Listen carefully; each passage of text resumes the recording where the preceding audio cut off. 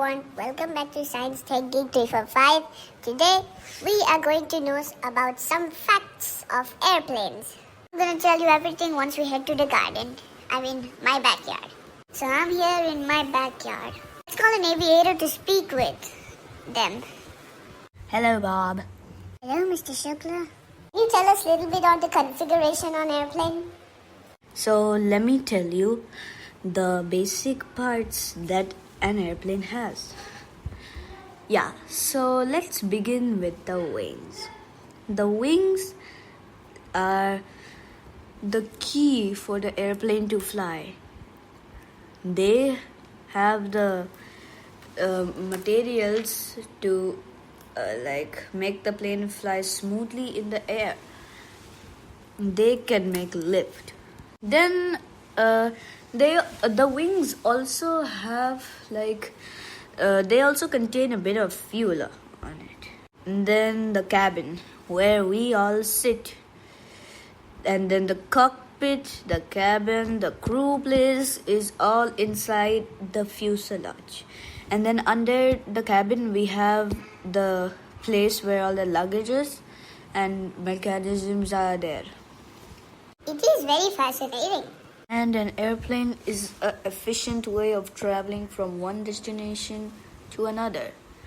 For example, one plane can fly from Alaska to India. Very fascinating, huh? Of course, most people find planes massive and fascinating. Well, I told you about some configuration on the airplane. Thank you, Mr. Shukla. Let's call another aviator to have more facts on the airplane. Hello, Mr. Rashid. Hello, Bob. Mr. Rashid, can you please tell us when the first airplane was built? The first airplane was built in 1903 by the Wright brothers. They're very famous. I'm sure you guys know them. Yes, I know them. What was the name of the plane that they built? The plane they built was called the Wright Flyer, as in their surname. Very funny fact about that plane was it wasn't like a very that advanced like the modern planes we use now. It could only fly for 12 seconds. 12 seconds. Very short amount of time. I know, right?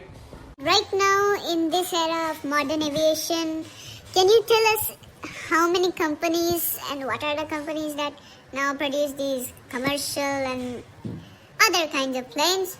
Right now in this era, now Boeing and Airbus are the main commercial flight manufacturers. Yes. By the way, what had happened to the Wright Flyer? Because I don't see it in the market right now. First, let me tell you about the infrastructure and how the Wright Flyer was built. So you see, now let's just go to the basic parts for now. We'll cover the main parts later. Yeah, so we know that it had a propeller, but back then it was just a first airplane. So we can say that the propeller was needed to be a bit improved. Now let's go through the wings. So in simple words, we can say the Wright Flyer's wings were a biplane design with a wingspan of 40 feet 4 inches with 12.29 meters. They were constructed with a camber of 1-20 and a total wing area of 510 square feet, which is 47 square meters. A key feature was the ability to be warped, which along with a movable rudder allowed the pilot to control the aircraft's roll and yaw. Let's have a more detailed breakdown. The Wright Flyer also utilized two main wings, one above the other, a design known as a biplane.